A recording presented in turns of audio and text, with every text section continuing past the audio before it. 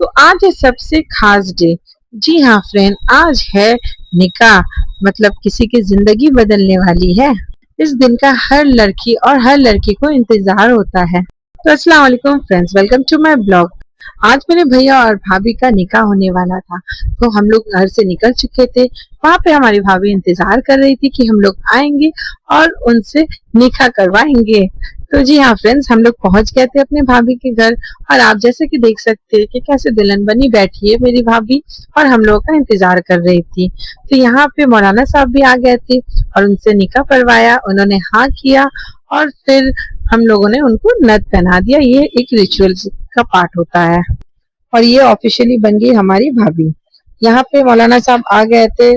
मस्जिद में सारे लोग इंतजार कर रहे थे, क्योंकि यहाँ पे लड़की से इजाजत लेने के बाद ही लड़के के पास निकाह के लिए जाना पड़ता है। तो यहाँ पे सारे लोग इंतजार कर रहे थे और फिर हुआ इनका भी निकाह और ये निकाहनामा में साइन किए। खुशी का माहौल था। फिर सारे लोगों ने मुबारकबाद दिया।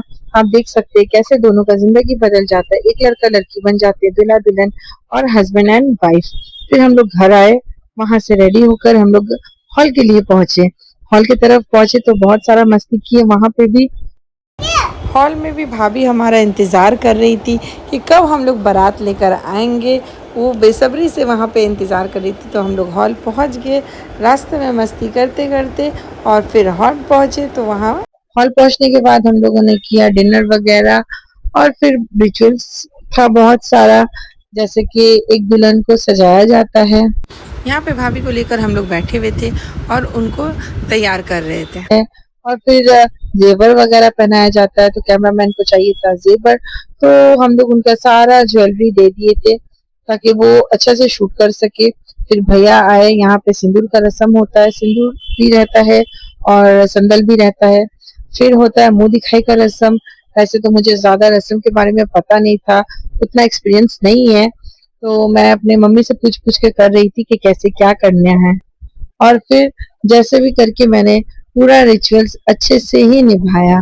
और फिर हो चुका था टाइम रुखसती का।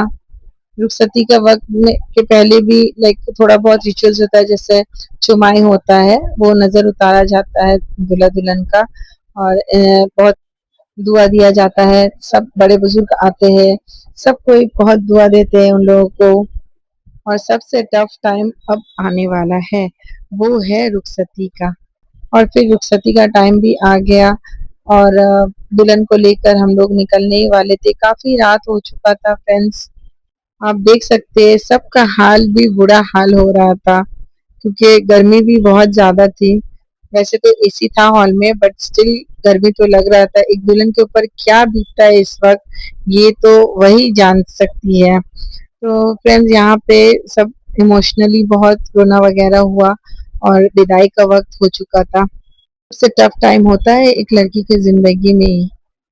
फिर हम लोग घर आए, काफी रात हो चुका था, तो वो रस्म भी करना था।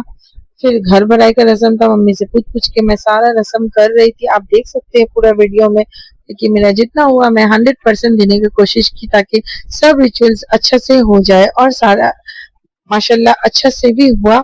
सेकेंड डे भी रिचुअल्स था, वो था अंगूठी का। जैसे कि आप सबको जानते हैं, ये सब हंसी मजाक मस्ती के लिए तो होता है कुछ दिन, उसके बाद तो फिर सारी लड़की बिजी हो जाती है अपने घर में।